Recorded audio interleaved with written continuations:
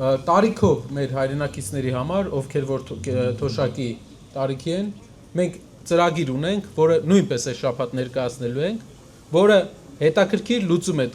տալու, շատերը գիտեք, որ մարդիկ գնում են Վրաստան, այնտեղից են դեղերը առնում, որտեղ էժան է։ Վրաստանի համակարգը մենք ներդնելու ենք այստեղ, համարյա 20-30% դեղեր կա 2 անգամ էժան են։ Մեր համար, մեր տարիքային մարդկանց համար դա կարևոր չէ, բայց ինչ որ տարիքից հետո, թոշակի տարիքի մարդկանց համար դա շատ կարևոր է։ Դեղերի գները նույն ինչ ճանապարհով որ Վրաստանն է էժանացրել, մենք նույնպես այդ ճանապարհով գնալու ենք։ Ու այս բոլոր ծրագրերի հիմնական նպատակը մեկն է։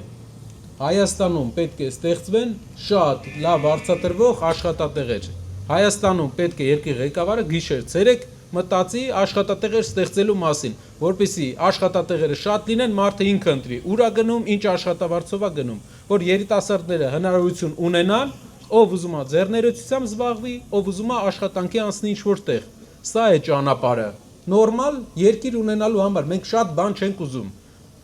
Ոսկե սարեր խոսք չենք տալի, աշխարհի երկրների կեսը ճամփեն անցել է։ Մեր երկիրը աղքատությամբ, որ դուք հասկանաք, 110-րդն է աշխարհում։ 110-րդ երկիրն ենք։ Աղքատ երկիր է փաստորեն, բայց ժողովրդին մենք որ նայում ենք, մենք տեսնում ենք, որ այս ժողովուրդը աղքատ ժողովրդի պոտենցիալ չունի, ինքը հաստատ հաջողության հասնող ժողովուրդ է, ուղղակի լավ կառավարող է պետք։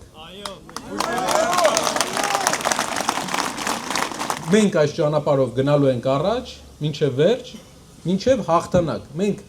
մարդկանց, երբ որ մենք քննադատում ենք մարդկանց, քննադատում ենք իրենց թերությունները, որպեսզի հաջորդ ղեկավարությունը թերությունները